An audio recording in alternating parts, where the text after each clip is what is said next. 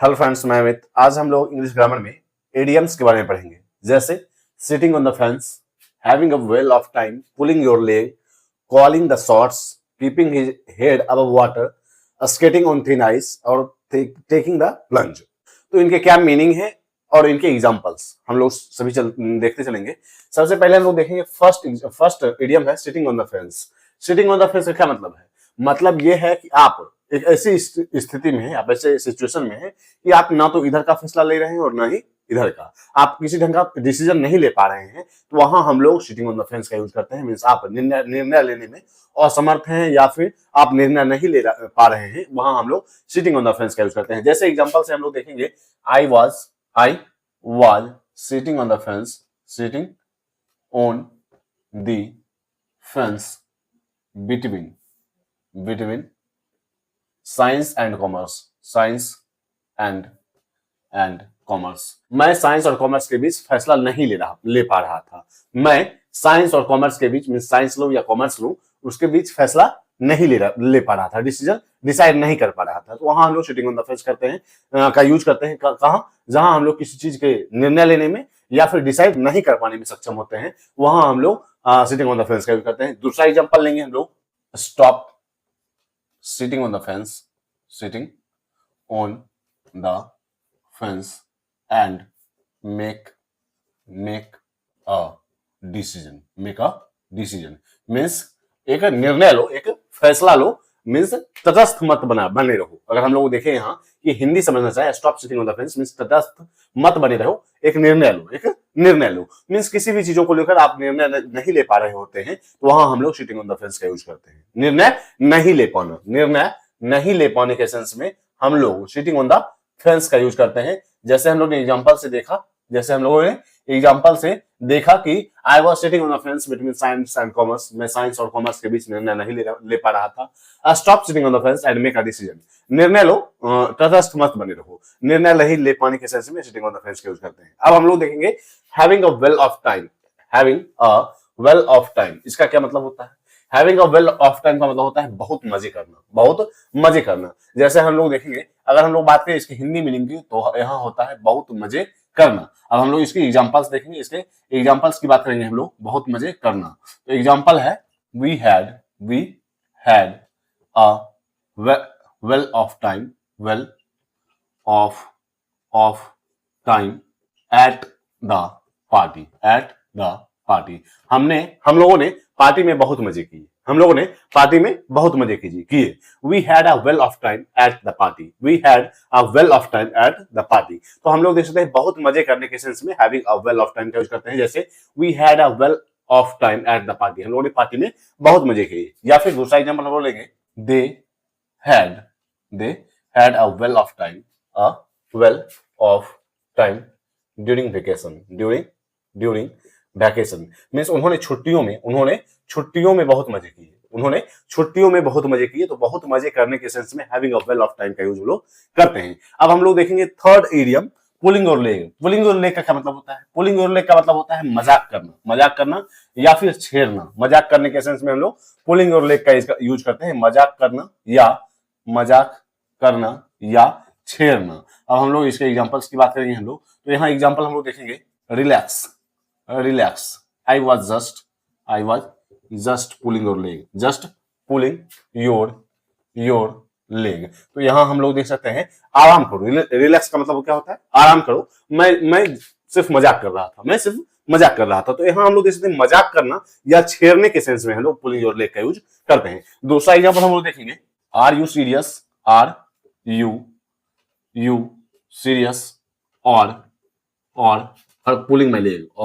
Pulling my leg. क्या तुम serious हो या मजाक कर रहे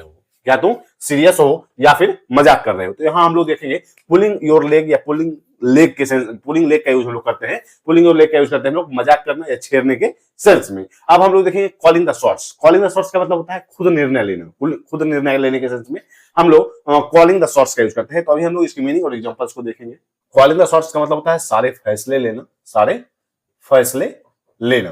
तो हम लोग देखेंगे इसके एग्जांपल्स में कि she likes calling the shots in every situation, in every situation means वह प्रत्येक स्थिति में, वह हर स्थिति में खुद निर्णय लेना चाहती है, मीन्स पसंद करती है। वह प्रत्येक स्थिति में सारे निर्णय लेना पसंद करती है। तो सारे फैसले लेने के सिलसिले में हम लोग कॉलिंग द शॉट्स का यूज करते हैं। इसी के आगे हम लोग दूसरा एग्जांपल देखेंगे। Parents usually call the shots at home means घर में प्राय माता पिता ही फैसला लिया करते हैं। तो यहाँ हम लोग देखेंगे कॉल द शॉट्स या कॉलिंग द शॉट्स का मतलब होता है सारे फैसले लेना, सारे निर्णय लेने के सेंस में हम लोग कॉलिंग द शॉट्स का यूज करते हैं। जैसे she likes calling the shots in every situation, वह प्रत्येक स्थिति में सारे फैसले लेना पसंद करती है। या फिर parents usually call the shots at home means माता पिता घर पर सारे फैसले लिया करते हैं। तो यहाँ हम लोग देखेंगे कॉलिंग द शॉट्स का मतलब होता है सारे फैसले लेना। अब हम लोग देखेंगे keeping his head above water. तो यहाँ हम लोग देखेंगे इसका मतलब क्या होता है, keeping his head above water means किसी तरह गुजर बसर करना। तो वहां हम लोग keeping his head above water का यूज करेंगे। अभी हम लोग इसकी मीनिंग और एग्जांपल्स को देखेंगे। तो हम लोग देखेंगे fifth idiom, keeping his head above water का मतलब होता है किसी तरह गुजर बसर करना या किसी तरह मुश्किल परिस्थिति में टिके रहना, किसी तरह मुश्किल परिस्थिति में टिके रहना। तो हम लोग देखेंगे इसके एग्जांपल्स की बात करेंगे पहले हम लोग। तो यहाँ हम लोग पहले इसकी अगर हम लोग हिंदी समझे तो किसी तरह गुजर बसर करना या फिर किसी तरह मुश्किल परिस्थिति में टिके रहने के सेंस में हम लोग यूज करते हैं keeping his head above water, टिके रहना। तो अब हम लोग एग्जांपल्स की बात करेंगे। he is working two jobs to keep his head above water means वह किसी तरह गुजर बसर करने के लिए, गुजारा करने के लिए दो नौकरियां कर रहा है अबव वाटर। तो यहाँ हम लोग देख सकते हैं वह किसी तरह गुजारा करने के लिए दो नौकरियां कर रहा है। जैसे he is working two jobs to keep his head above water, वह किसी तरह गुजर बसर करने के लिए दो नौकरियां कर रहा है। तो यहाँ हम लोग देख सकते हैं keeping his head above water का मतलब होता है किसी तरह मुश्किल परिस्थिति में टिके रहना या फिर किसी तरह गुजर बसर करना, गुजारा करना। तो कीपिंग हिज हेड का मतलब होता है keeping his head above water. इसका एग्जांपल है he is working two jobs, वह दो नौकरियां कर रहा है to keep his head above water means किसी तरह गुजर बसर करने के लिए। या फिर दूसरा एग्जांपल हम लोग देखेंगे after losing his job it was hard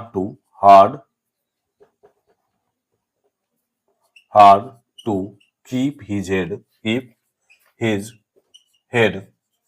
above water।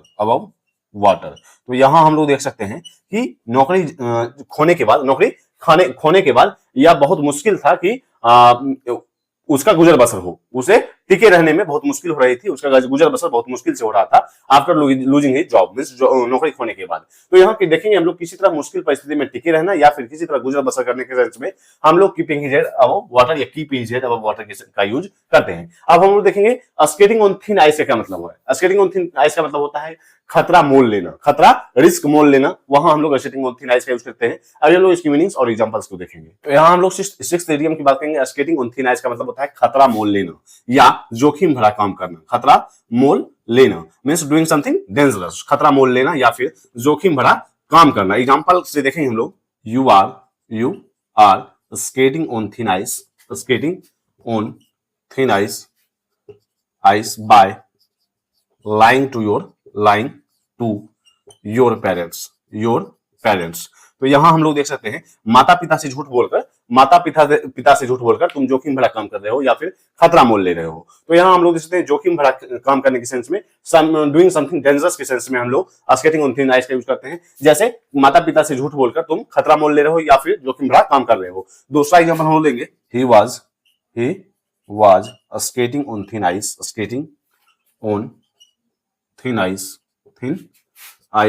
with his rude behavior। तो यहाँ हम लोग देखेंगे कि वह अपने बुरे व्यवहार की वजह से खतरा मोल ले रहा है या फिर जोखिम भरा काम कर रहा है। तो यहाँ हम लोग देखेंगे खतरा मोल लेना, जोखिम भरा काम करना, डूइंग समथिंग डेंजरस के सेंस में स्केटिंग ऑन थिन आइस का यूज करते हैं। अब हम लोग देखेंगे टेकिंग द प्लंज। तो टेकिंग द प्लंज का क्या मतलब होता है। टेकिंग द प्लंज का मतलब होता है हिम्मत करके बड़ा फैसला लेना। तो अभी हम लोग इसकी मीनिंग और एग्जांपल्स को देखेंगे। तो हम लोग सेवंथ इडियम की बात करेंगे। टेकिंग द प्लंज का मतलब होता है हिम्मत करके बड़ा फैसला लेना। लेना। तो हम लोग पहले इसके एग्जांपल्स देखेंगे जिससे और क्लियर होगा। He finally took the plunge and started his own business। उसने हिम्मत करके अपना बिजनेस शुरू किया। मीन्स बिजनेस शुरू करने का फैसला लिया। तो यहाँ हम लोग देख सकते हैं हिम्मत करके बड़ा फैसला लेने के सेंस में टेकिंग द प्लंज का यूज करते हैं। जैसे he finally took the plunge and started his own business. उसने हिम्मत करके अपना बिजनेस शुरू किया। इसी का दूसरा एग्जांपल हम लोग लेंगे। She took the plunge and moved abroad. Means वो उसने हिम्मत करके बड़ा फैसला लेकर विदेश चली गई। तो यहाँ हम लोग देख सकते हैं हिम्मत करके बड़ा फैसला लेने के सेंस में टेकिंग द प्लंज का यूज करते हैं। तो अभी हम लोगों ने 7 इडियम्स देखे। जैसे सिटिंग ऑन द फेंस का मतलब होता है निर्णय नहीं ले पाना।